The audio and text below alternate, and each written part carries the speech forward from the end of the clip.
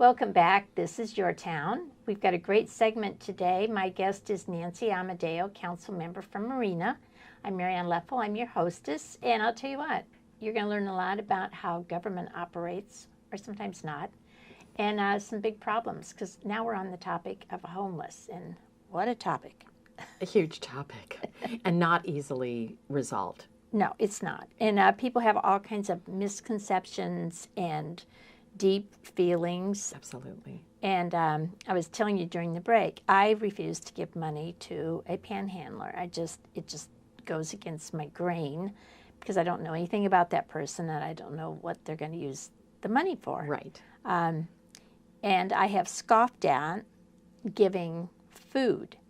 But I was in San Francisco a couple weeks ago and they brought my sandwich and it was enough to feed a family of 4. I've seen those kind of sandwiches. So I cut it in half and had them put it in a box with all the condiments and things.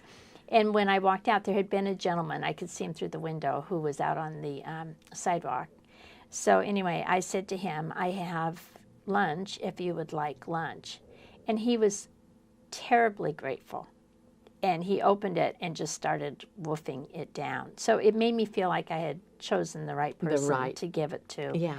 And I know my granddaughters do that quite a bit because you seem to always get too much in a lot of places when you order.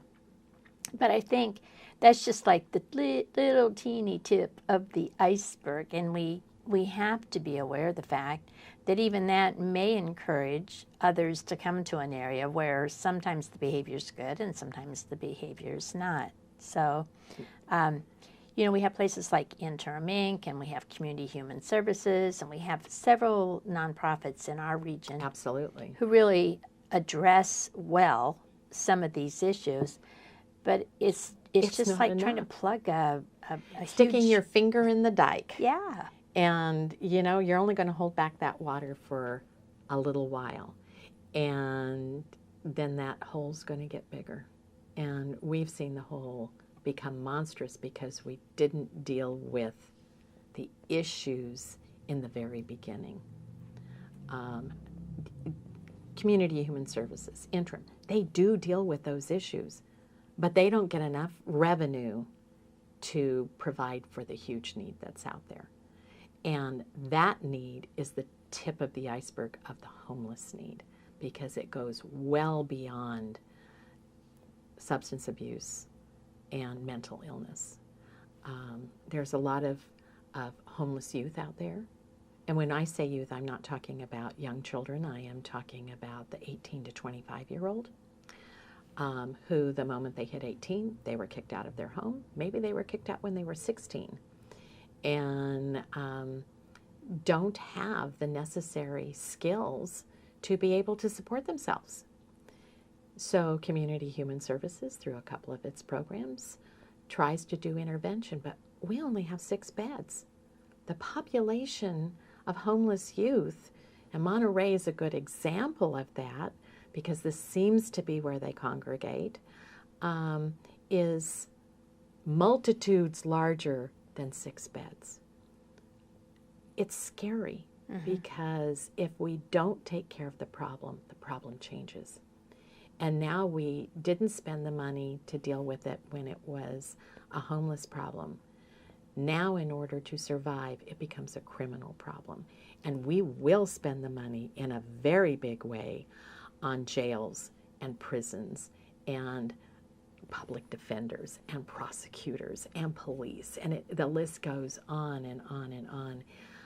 That's not the best use of our money. No, I totally agree. And what I find, because I'm the vice chair of the county's Workforce Development Board, which was my first meeting of the day today, and it's overwhelming when you see departments kind of arguing with each other, or staff that's more concerned about what their wellness is as opposed to helping the greater population. And the Workforce Investment Opportunity Act, passed by Congress, changed so that the employer is the customer. So you have to go to the employer and you have to understand what they need, and then you provide workforce for them.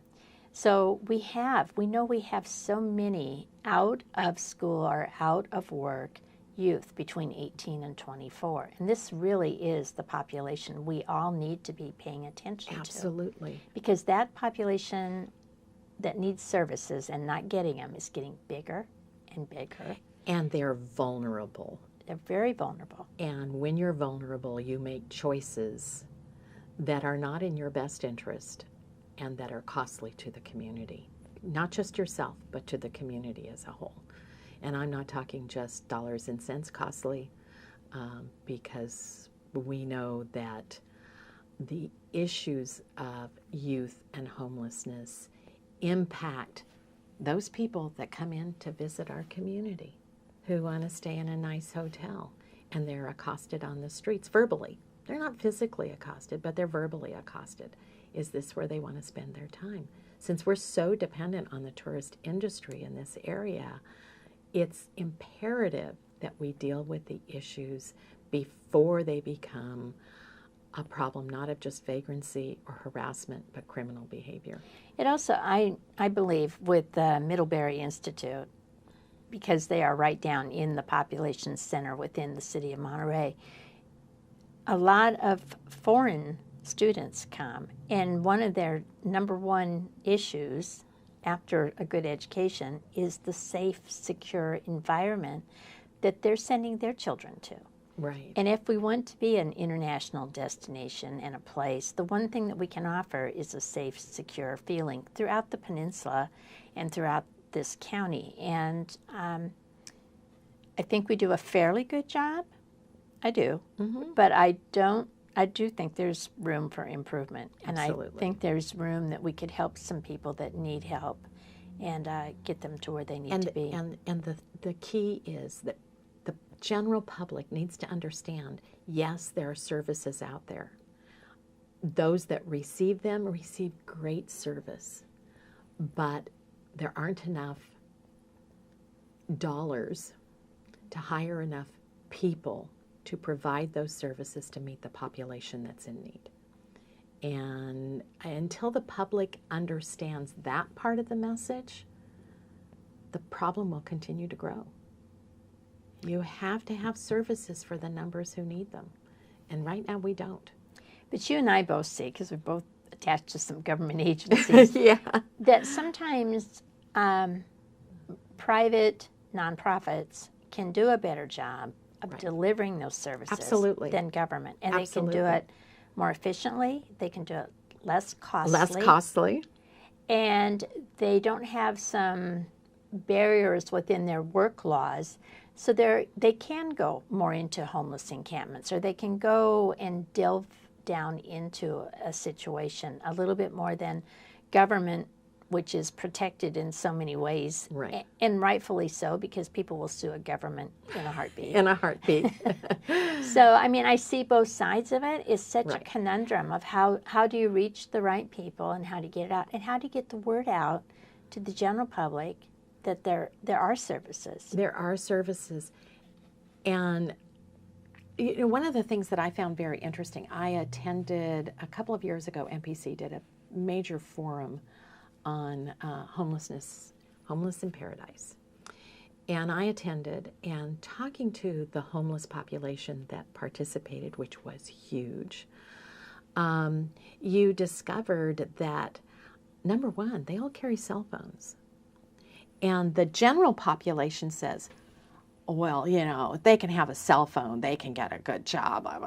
No, they carry cell phones in order to network with one another, to find out where there's a safe place to sleep, where you might be able to get a meal, and what services are available in your area. They network just like the rest of us do. And many of those homeless people had been wealthy at one time, had nice homes, nice cars, and all they wanted was a job. They don't need mental health services. They don't need substance abuse services.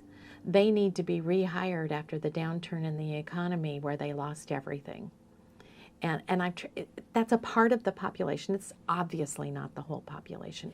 What I'm trying to say is the population of homeless really reflects the population in general. You have people who live in a house, but they're substance abusers, and they have mental illness problems, and somehow they're managing, with or without help, to cope with those situations and function in society. Well, you have that in the homeless population as well. You have a criminal element in the homeless population, but you have a criminal element that lives on your street. So, that's a reflection. You also had people who were mid-level managers who lost their jobs, and nobody was hiring mid-level managers. And once you've been homeless for a period of time, generally about a year, you become part of the chronic homeless population, and getting out of it is almost impossible. So let's talk about the mid-level manager, because I think that has been a huge segment that's been really hit hard. Very hard. Especially if they were in their late 40s to early 60s. Right. It was tough. And if they had been at a company for 20, 30 years, and they did that job and they did it really well, but either because the company was acquired or because the product was no longer anything that anybody needed. Wanted. I mean, there are all these reasons. Right. But they didn't really increase their skill set in all of the things that are needed now to be competitive in the workplace. Right. So the county has some pretty good programs through the Workforce Development Board, and people need to understand that there are training ways available. and also job experience, job development. There are all types of things, both for the employer and for the people seeking employment, to be able to match them. But how we get that word out, I struggle with this every day. How do you get it out? And how do you get it out to the person who's lived on the street for 2 or 3 years? Or just to the person who just lost their job. Or that just is lost in their job. So much despair. Right. And they don't know where to turn. They don't even know what kind of certifications or things that they need. Because they never needed it before. That's right. And they don't know where to look for it now. Yeah, you really are correct. I don't want to put more people on the street. I want to get that word out. What do we do? Public service announcements? Are they sitting watching TV? No. So that doesn't work. I know with the youth population, where Community Human Services is concerned, we have street outreach people in order to get the word out to them what services are available. But do we have that for the rest of the population, those middle managers who they're living on the street, but they're keeping themselves hidden? They live in encampments that people don't see. Well, also, Nancy, I think some of them are still living in their houses or their Some of them apartments, and they're using their pension funds or they're using whatever.